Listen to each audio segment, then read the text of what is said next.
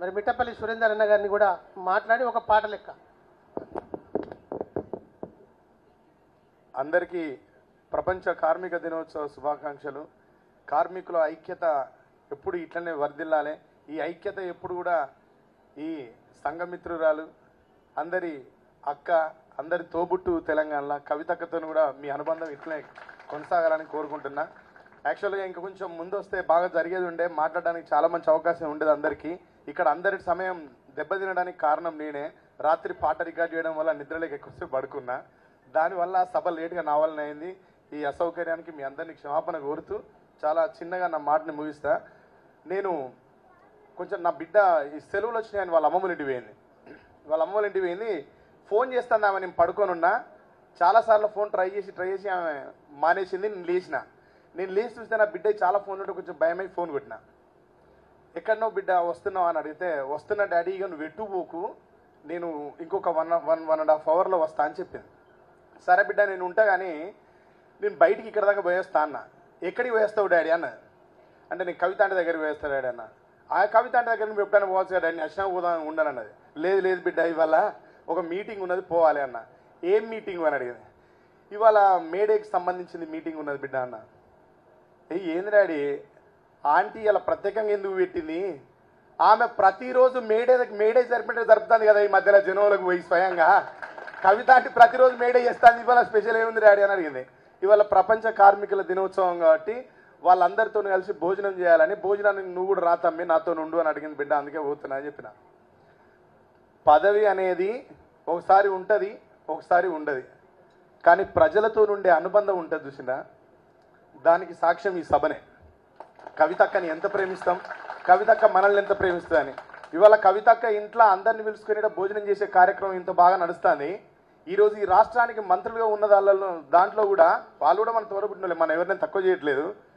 కానీ వాళ్ళ ఇళ్ళల్లో ఏం జరుగుతుందో ఒకసారి మీరు వెనక మీడియాలో చూడండి. వాళ్ళ ఇళ్ళల్లో ఏం జరిగి ఉంటుంది ఇవాళ అనేది ఒకసారి మీరు ఇంటికి పోయిన తర్వాత మీడియాలో చెక్ చేయండి. సోషల్ మీడియాలో వాళ్ళు ప్రభుత్వపరమైన కార్యక్రమాలలో ఉంటారు. ఈరోజు శ్రమజీవుల కార్యక్రమం మీరంతా చెమటోడిస్తేనే ఈ సమాజం ముందుకు పోతుందని, ఈరోజు మీ దగ్గరికి వచ్చి కృతజ్ఞత చెప్పుకోవాలని, మీ పక్షాన మీ ఉన్నామని చెప్పుకోవాలనే ఆలోచన నాకు తెలిసి ఈ రాష్ట్రంలో స్త్రీగా, ఒక మహిళగా, ఒక ఇల్లాలుగా, ఒక తల్లిగా, చెల్లిగా, అక్కగా, బాధ్యత గల ప్రజానాయకురాలుగా కవితక్క దగ్గర మాత్రమే ఈ కుటుంబం కనబడుతుంది. ఈరోజు ఇంకెక్కడ కూడా కనబడది. నాకంటే మీతో చాలా మాట్లాడాలి. నా బిడ్డకు నాకు చాలా లాంగ్ డిస్కషన్ జరిగిందని చెప్పాలని ఉంది. కానీ మళ్ళీ ఏదైనా కవితక్క ఏ కవి అయినా తెలంగాణలో పుట్టిన ప్రతి కవితోని అక్క మంచి సంబంధం కలిగి ఉంటుంది. మంచి రచన ఉంటే వింటది, మంచి కవిత్వం ఉంటే ప్రోత్సహిస్తుంది, ప్రతిభ గల వాళ్ళని ఎవరినైనా దగ్గర పెట్టుకుంటుంది. ఇది మీ అందరికీ కూడా తెలుసు. కుట్టు మిషన్లు, ఆఖరికి కుట్టు మిషన్లు కూడా ఇప్పించి కొత్త కొత్త పద్ధతులలో కుట్లు నేర్పించి ఎన్ని రకాల పనులు కల్పించింది అక్క. అన్ని రంగాలలో కలిసి ఉంటుంది.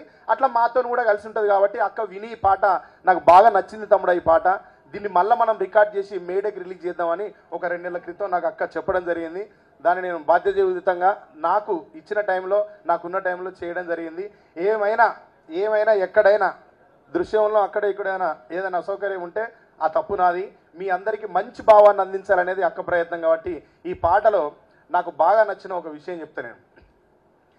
కలిగినోల్లా కలికి మేడకెదుటే మురికివాడ, కారులోన దొరల హోరు, కాలె కడుపుతో తిరుగునొకరు, చూడవే పేదల కలిపోరు, ఇదే నా దేశం మారిన తీరు, రాజ్యములో రాజకీయ జెండాలు తప్ప మరేది మారదే, అడగవే అమ్మా ఈ భారతదేశం వెలుగుతోందట, అడగవే అమ్మా నేనడిగితే ఎన్కౌంటరు, నువ్వడిగితే ఏమంటారు.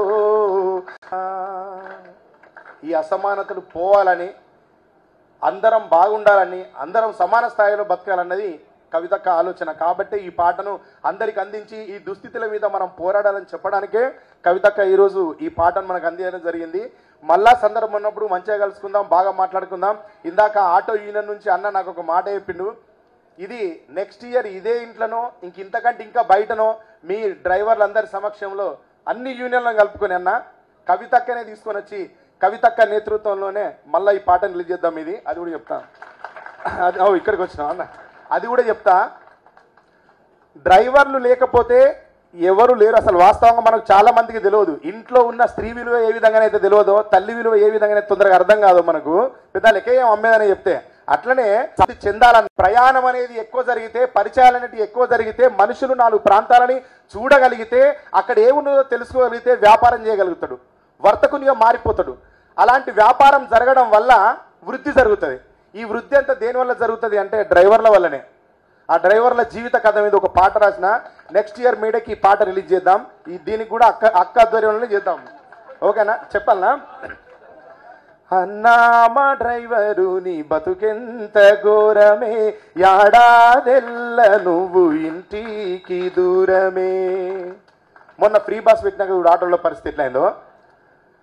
ఫైనాన్సులు ఇచ్చేటోళ్ళ కాళ్ళ ఏళ్ళు బట్టి, నగదు ఎల్లాకుంటే ఇల్లు తాకట్టు పెట్టి, పొట్ట కూటి కోసం ఆటోలు నడిపేటోళ్ళు ఆర్టీఓ గారెదురైతే మీరే జీతం ఇస్తారు. అన్నా మా డ్రైవరు నీ బతుకెంత ఘోరమే, యాడాదే. లారీల మీద మీరు చూడండి, రోడ్ కింగ్ అని రాసి